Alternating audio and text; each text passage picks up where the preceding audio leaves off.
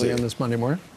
24 million Americans, a record number, watched the Fox News Facebook Republican debate on Thursday night, and it left a lot of those Americans saying, tell me more about those 17 candidates. So Fox News legal analyst Peter Johnson Jr. is here all week long to break down the resumes of the Republican hopefuls. Peter. Thanks, Steve. First up, former Florida Governor Jeb Bush, the son and brother of Presidents 41 and 43, was the first two-term Republican governor in Sunshine State history. He led the state with a solid, accomplished conservative record, protecting gun rights and saving Floridians $19 billion in taxes. He also shrank government by vetoing over $2 billion in new spending, while still managing to grow Florida's economy by 4.4%. Under his leadership, Florida added 1.3 million jobs, while his support of the state-initiated Common Core education standards has been criticized by some Republicans. He touts the success it has had in his own state. Listen. High standards, robust accountability, ending social promotion in third grade, real school choice across the board, challenging the teachers' union and beating them is the way to go. And Florida's low-income kids had the greatest gains. Inside the country, our graduation rate improved by 50%. That's what I'm for.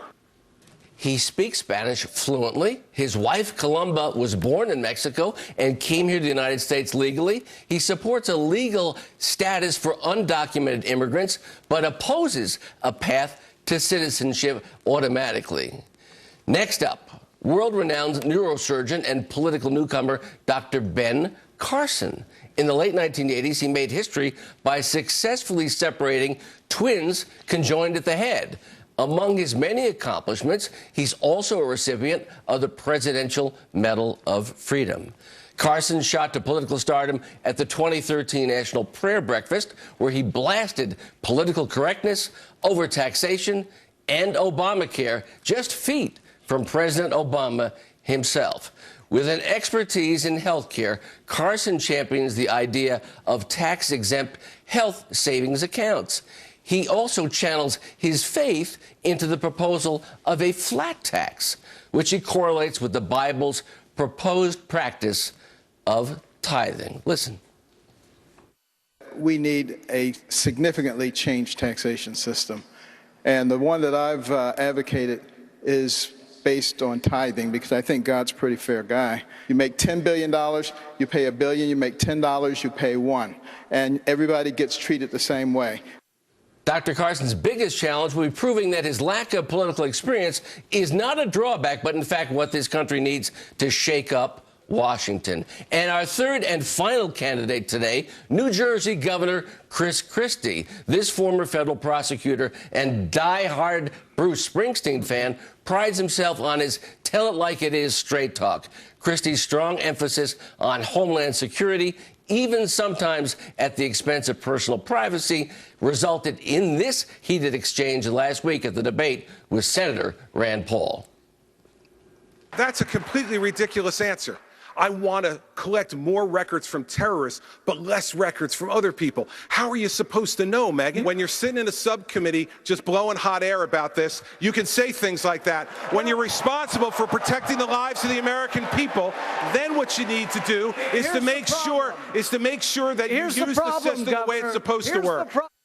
Wow. In his first term, Christie secured a 2% cap on property taxes. He also brought the state's unemployment down from a staggering 9.8% to 6.1%.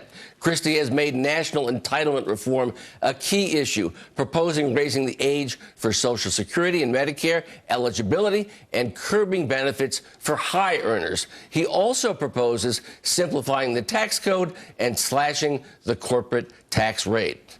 Still, New Jersey's struggling economy was one of its biggest hurdles, as the state's credit rating has been downgraded a record 9 times. Tomorrow, Steve, we're going to look at the next round of GOP hopefuls, Senator Ted Cruz, Carly Fiorina, and Senator Lindsey Graham. And we're doing it alphabetically. Okay. Fair and balanced. I was wondering how you selected the first three. Absolutely, yes. Well, this is really good because so many people, obviously, with 24 million Americans watching on Thursday night. I mean, granted, a lot of people wanted to see Donald Trump and how it all worked out. And they got quite 2 hours.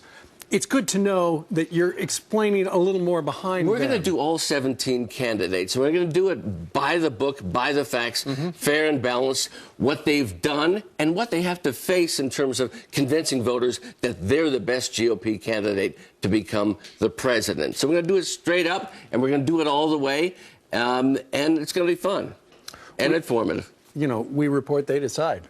You have to. You do. Good All to right, see you. Peter, thank you very much. Be well. All right. Coming up on this Monday, the video is disturbing. A school police officer handcuffs a special needs student. Look at that. Now, one state wants to put cameras inside the classrooms because of it. Is that a good idea? The mom fighting for that joins us next. Plus, one of America's favorite stores, Target, removing boys and girls labels. They're going gender neutral. Whatever that is. Have the PC police gone too far? A live report straight ahead.